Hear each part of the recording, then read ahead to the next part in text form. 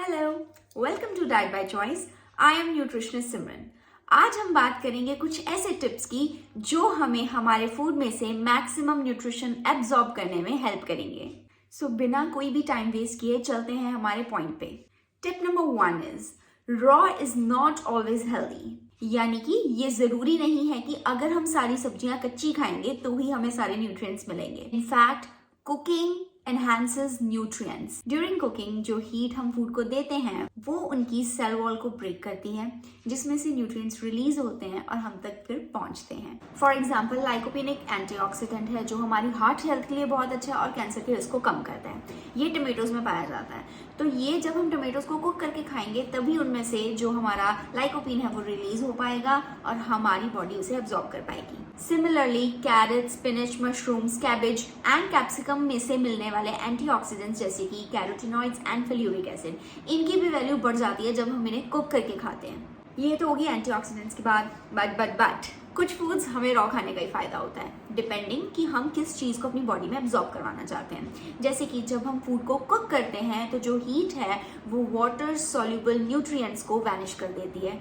तो उस टाइम पे आपको उन्हें किस फॉर्म में खाना है? रॉ फॉर्म में खाना है। जैसे कि वाटर सोल्यूबल न्यूट्रिएंट्स की अगर मैं बात करूँ उसमें जनरली वाइटामिन आते हैं जैसे कि हमारा B1 हो गया, B5 हो गया, फोलेट, हमारा विटामिन सी। ये जो सारे के सारे होते हैं ना, ये हीट लगने पे क्या होते हैं? वैनिश हो जाते हैं। तो अगर आपको इनकी एब्जॉर्प्शन करवानी है तो उन्हें रॉ फॉर्म में खाना है। अब विटामिन B1 रिच जो फूड्स हैं जैसे कि सनफ्लावर सीड्स हो गए, हमारे फ्लैक्स सीड्स हो गए, सेसमे सीड्स हो गए, they are rich in vitamin B1। तो अगर आपने B1 की एब्जॉर्प्शन करवानी है तो ये जो हमारी सीड्स हैं इन्हें रॉ फॉर्म में लीजिए। Similarly avocado, broccoli and peanuts, they are rich in B5, तो आप इन्हें भी रॉ फॉर्म में खा सकते हैं। देन स्पिनच या फिर लीफी ग्रीन्स, ये सारी की सारी फॉलेट रिच होती हैं तो आप इन्हें भी रॉ फॉर्म में ले सकते हैं। सिट्रस फ्रूट्स हुए, आंवला हुआ या फिर कैप्सिकम, अगर आप चाहते हैं कि आप इनमें से मैक्सिमम विटामिन सी ऑब्टेन कर पाए तो आप इन्हें भी रॉ फॉर्म में ही अपनी डाइट में इंक्लूड कीजिए। अब बात करते हैं हमारी टिप नंबर 2 की। पेयर फूड्स वेल, मतलब अच्छे कॉम्बिनेशन वाले फूड्स को साथ रखिए सो दैट उनमें से जो निकलने वाला न्यूट्रिशन है वो आपकी बॉडी अच्छे से एब्जॉर्ब कर पाए। So foods rich in vitamin A, D, E and K, for example mushrooms, carrots, eggs, pumpkin, broccoli are to be cooked in healthy fats like आप कोकोनट ऑयल में इसको कुक कर सकते हैं, मस्टर्ड ऑयल में cook कर सकते हैं, इवन देसी घी में भी कुक कर सकते हैं। ये जो vitamin A, D, E, K है ये फैट सॉल्युबल विटामिन्स हैं तो इन्हें आपको एक हेल्दी फैट्स के साथ पेयर करना है क्योंकि इन्हें बॉडी में एब्जॉर्ब होने के लिए फैट्स चाहिए। ये वाटर सॉल्युबल नहीं होते हैं तो फैट्स को इंक्लूड करना बिल्कुल भी ना भूलें। सेकेंड थिंग, जितने भी आयरन रिच फूड्स हैं आप उन्हें विटामिन सी के साथ पेयर कीजिए बिकॉज जो हमें प्लांट बेस्ड आयरन मिलता है वो विटामिन सी की प्रेजेंस में मैक्सिमम एब्जॉर्ब हो पाता है तो उसकी वेस्टेज बहुत ही कम हो जाती है। Third thing, iron and zinc rich foods जैसे कि ओकरा, स्पिनच, पीज एटसेट्रा, इन्हें आप सल्फर रिच फूड्स के साथ पेयर कीजिए। सल्फर रिच कौन से हैं? Garlic, onions, legumes, seeds and nuts.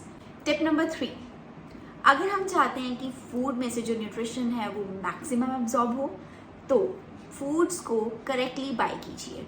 What I mean by this is कि आप फूड्स को फ्रेशली बाय करें क्योंकि जब हम फूड्स को या फिर फ्रूट्स को लंबे समय तक फ्रिज में रखेंगे या कहीं पर स्टोर करके रखेंगे उनमें विटामिन सी का जो कंटेंट है वो धीरे धीरे कम होना शुरू हो जाता है और भी बहुत सारे न्यूट्रिएंट्स हैं जो ऑक्सीडाइज हो सकते हैं तो उनमें से निकल सकते हैं। तो अगर हम चाहते हैं न्यूट्रिएंट लॉस कम हो तो आप उन्हें फ्रेशली बाय कीजिए। बाय करने के बाद उसे अच्छे से कुक कर लीजिए, फिर नई सब्जी ले लो या फ्रूट ले लो, उसे कंज्यूम कर लो। सब्जी है तो कुक करके खा लो बट उन्हें फ्रेशली ही बाय कीजिए। सेकेंड थिंग, कोशिश कीजिए आप वही सब्जियां या वही फूड्स लीजिए जो सीजनल हैं बिकॉज जो सीजनल चीज़ होती है ना, एक तो वो न्यूट्रिएंट से भरपूर होती है, न्यूट्रिएंट रज रज के उसमें होता है।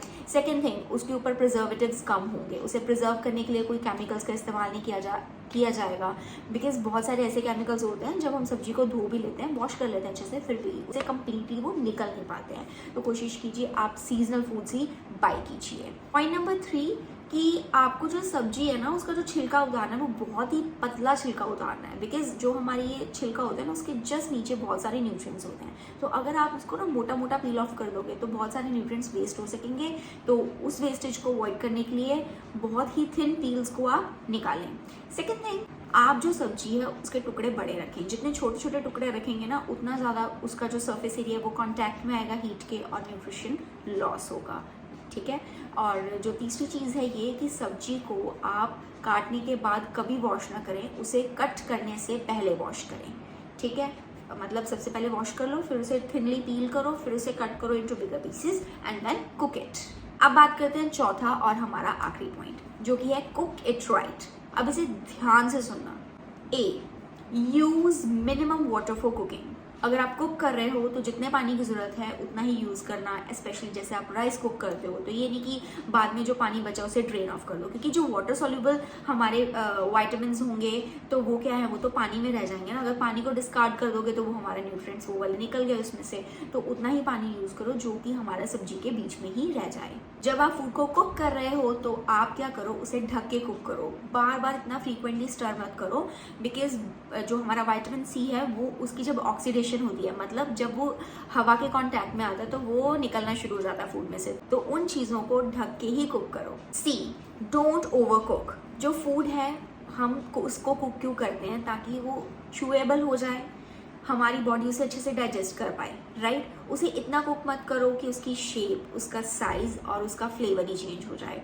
और सबसे इम्पॉर्टेंट चीज़, उसमें से बहुत सारे न्यूट्रिएंट्स जो हैं वो निकल जाएं, बिकॉज जो ओवर कुकिंग है वो न्यूट्रिएंट लॉस को बढ़ाती है। डी, जब आप राजमा, होल पल्सेस या फिर चने कुक कर रहे हो, डोंट यूज सोडियम बाइकार्बोनेट, जो सोडा मत यूज़ करो, बिकॉज जो सोडा है वो क्या करता है, हमारे विटामिन बी कॉम्प्लेक्स को डिस्ट्रॉय कर देता है। तो इसलिए आप उसे भी अवॉइड कीजिए ड्यूरिंग कुकिंग राजमा, चने या फिर whole pulses. So this was all about today's video. I hope ये आपके लिए हेल्पफुल रहे। अगर आपको वीडियो अच्छी लगी हो तो उसे लाइक और शेयर करना मत भूलना। और अगर आपने अब तक मेरे चैनल को सब्सक्राइब नहीं किया है, मेक श्योर आप उसे सब्सक्राइब करें। मिलते हैं हमारी अगले वीडियो में। Till then, bye.